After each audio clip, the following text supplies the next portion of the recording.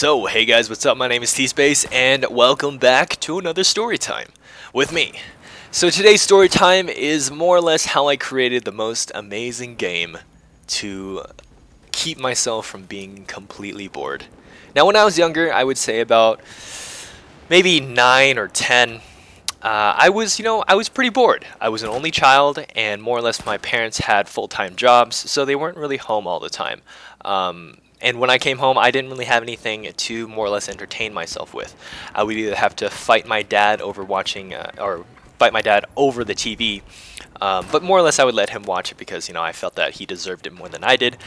Or I would just be playing on my Game Boy and playing Pokemon. Now, I'm not gonna lie, Pokemon was fucking fun, but there comes a point when, you don't want to play Pokemon anymore. Whether or not you just don't want to grind and get your level, 100 Pikachu, or I don't even think you can get to level 100. I think it was like 99. Maybe it was 100. I haven't played the game in a while. Nonetheless, you get bored of that game. So I decided to use my creativity to create the greatest game of all time. Probably not, but in my eyes at the time it was great. It was a great game.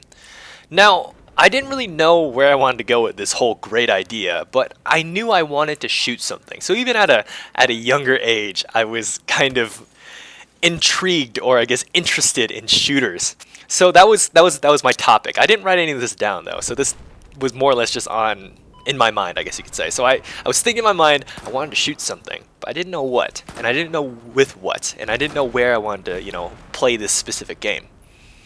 So my friends would always have birthday parties at arcades, and at arcades, they would always have Green Army Men, and I was fascinated by Green Army Men. I don't know what it was. I just kind of when I had my first, I guess, my first 10 Green Army Men that I got from the first arcade I went to, I was just kind of fascinated. I was like, oh man, I would use them and act out battle scenes and stuff like that. Use them like any other kid would, right? So when I started to think about it a little more, I'm like, man, maybe I should just get a bunch of Green Army Men. Most of my friends, when they went to the arcade, they would try to shoot for the top prize, the prize that would cost like 1,000 tickets or whatever. And overall, I didn't want it. I really did not want them. I think the prizes at the time were either like a PlayStation, or maybe even a Sega Dreamcast, if you guys who are old enough and remember that console. But nonetheless, I didn't want that. My focus was primarily on the Green Army Men. So more or less what I would do is I would try to play the games that were more or less the simplest, and they didn't really take too much effort to get tickets from. There was one game in particular, I don't remember what it's called. It was like Ski Slope or something, where you take your token and you slip it into the machine, and this machine would have more or less a ramp that was carved out perfectly for the coin to roll down, and when it hit the bottom of the ramp, it would kind of just jump, and you would have to aim the ramp at the specific circles that they had placed within the machine. Depending on where the quarter or whatever would land in, would give you, a certain amount of points. The further away the target was, the more points you would get, or the more tickets you would get. So I literally just play this for like an hour and get like 200 tickets easy, while my friends were trying to play the basketball hoop game where they would have to shoot basketballs into hoops. And well, they weren't really that good, but anyhow. So that's what I did. And when I got all my tickets, I would just exchange them in, and the guy working there would usually just assume that I was trying to go for a bigger prize. And when I said, can you just exchange all of these into Green Army Men, he was first shocked, then mad, because for one, I had 200 tickets, and if I remember correctly, the ratio between exchanging a ticket for a Green Army Man was 1-to-1, or maybe it was like 1-to-2. He basically just had to give me a ton of Green Army Men. I more or less had a monopoly when I left that arcade. Bags full of Green Army Men in my hands, and I just walked out kind of proud. And I didn't really think too much of the guy behind the counter, but now thinking about it, I do apologize. I'm very sorry that I made you do that. That's like paying with pennies, almost. But anyhow, so I guess you could say I checked that off my list as to what to shoot. And, I'd use the Green Army Men to shoot because I would always use my imagination to create battle scenes. Now, the second part was the actual shooting part. I didn't know what to shoot the army men with. I thought of marbles, but then that was kind of a little too difficult because I didn't have any marbles, and I didn't know where else to, buy more more marbles. I haven't done one of these commentaries in a while, so I might fumble up on my words. But nonetheless, I was having trouble figuring out what to shoot them with. And the idea actually popped in my head just kind of randomly.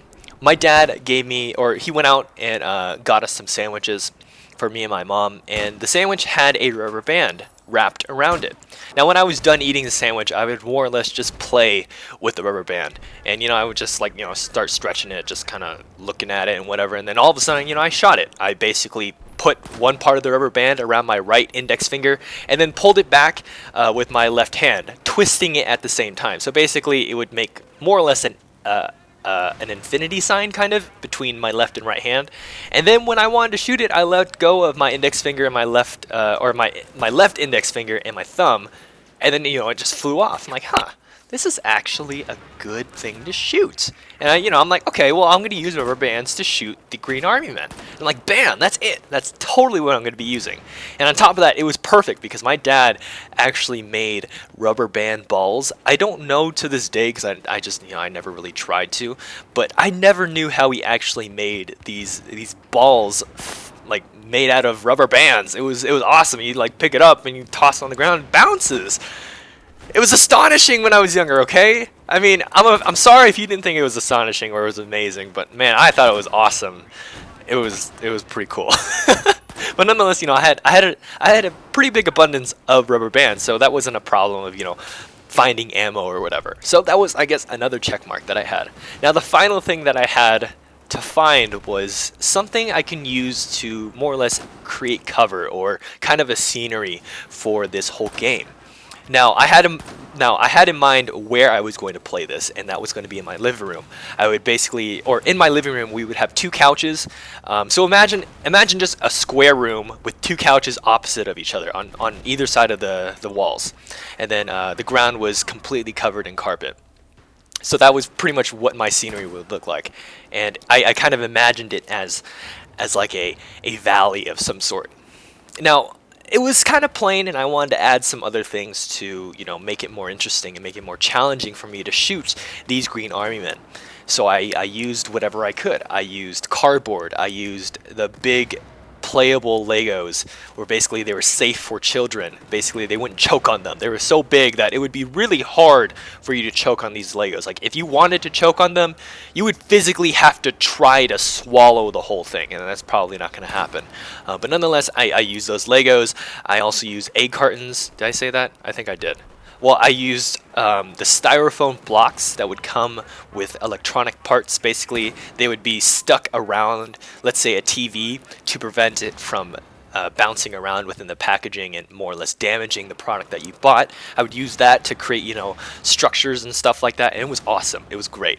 When I set everything up, I placed all the Green Army Men, in my eyes, strategically as possible. How strategic can I be when I'm like 8 or 10 or whatever? I said I was 9, right? 9 or 10, whatever. I'm young, okay? Just leave me alone.